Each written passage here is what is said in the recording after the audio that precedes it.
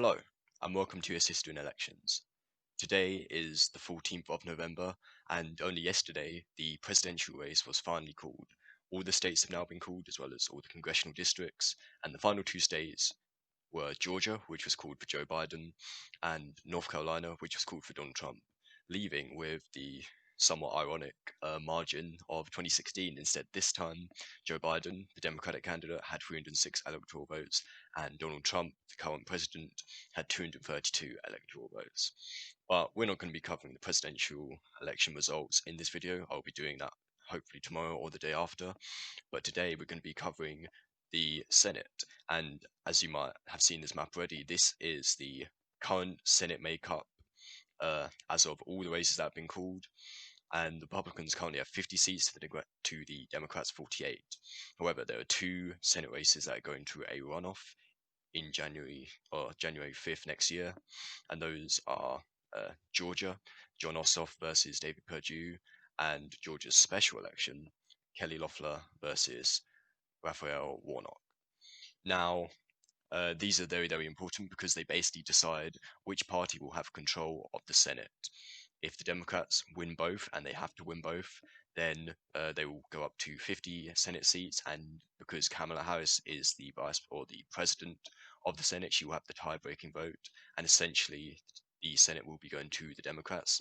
However, if the Republicans, they only need to win one, will put them over the majority needed, which is 51, and they will have control of the Senate, and Mitch McConnell will be the Senate Majority Leader, continuing his tenure at that position. Now, there is, a lot of competitivity in these two Senate races. Of course, what you needed to do to, avoid a runoff was get 50% of the vote, and that was never going to happen in the special election. I believe there's about 20 odd candidates on the ballot, and Raphael Warnock got the most votes, about 33%, so only one third of the votes for one candidate. The rest was split up quite a lot. And the normal Georgia Senate election, the Democrat John Ossoff versus the Republican incumbent David Perdue.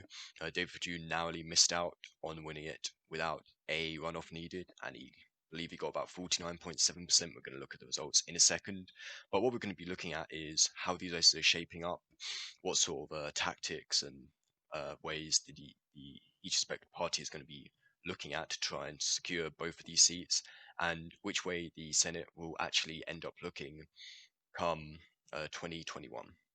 Now, I'm not going to be talking much about polling data, specifically in the Senate, where it was easily worse than the presidential election, because polling data was terrible this election cycle. I'm happy that in my final presidential election video prediction, I did not incorporate that much of the most recent polls. I just looked at trends more roundly, and that resulted in me only getting one state incorrect. Whereas in the Senate, I did use a lot more of the polls, but I still got most of them correct. The only two I didn't get was North Carolina and Maine. The rest I got correct, and we do not know the Georgia Senate outcomes yet. But these are two polls that came out after the election, after we knew that these two Senate races were going to go to the runoffs. And the Republican incumbents both lead in both of them. David Perdue, naturally he has been said to be the favourite in the race, and Ossoff only really had a very, very close chance towards the end. He ran up the margins, and the Democrats performed better than they probably were expecting a month back from this point. But Perdue is still, currently up 4 points against John Ossoff. And in the special election, Raphael Warnock is only 1 point behind the Republican incumbent Kelly Loeffler.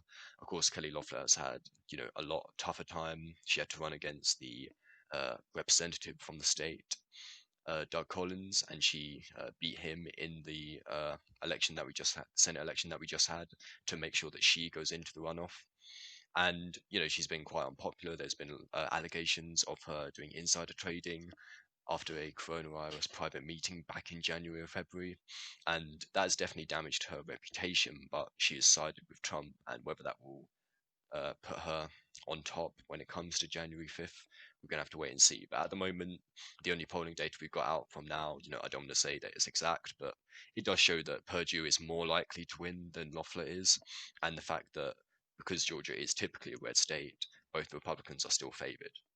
But we're just going to quickly look at the Senate, and Yeah, so 49.7%. These are the results that we got from November 3rd. Of course, it took quite a long time for all the votes to be tallied, and John Ossoff was 1.7 points behind David Perdue.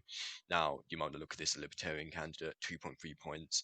Likely, if Shane Hazel did not run, Perdue would have won the seat without needing a runoff, but that obviously didn't happen, and John Ossoff could have a chance to take this, likely Republican seat in the Senate. But this race is a lot more interesting now. As you can see, there's a lot of candidates, a lot of them getting under 1% of the vote. But the three main ones were Doug Collins, he got 20%, Kelly Loeffler got 26%, and Raphael Warnock got a third. So it's quite interesting to look at this because people were saying there was going to be, in the polls at least, there was quite a close race between Kelly Loeffler and Doug Collins. In the end, there was about exactly a 6 point margin between the two. And Raphael Warnock was expected to get a few more votes, but the other Democratic candidates on the ballot did eat up some of his percentage. But I ran the numbers, and basically all the Democrats on the ballot got roughly 48.4% of the vote, and all the Republicans on the ballot got roughly 49.3%. So a 0.9% difference when you tally up all the parties on here. I'm leaving out the Independents, the Libertarian, and the Green Party candidates. But at the moment, the Republicans, just generically in this Senate special election, got 1% more of the entire votes than all the Democratic candidates did, which could be a good sign for Kelly Loeffler.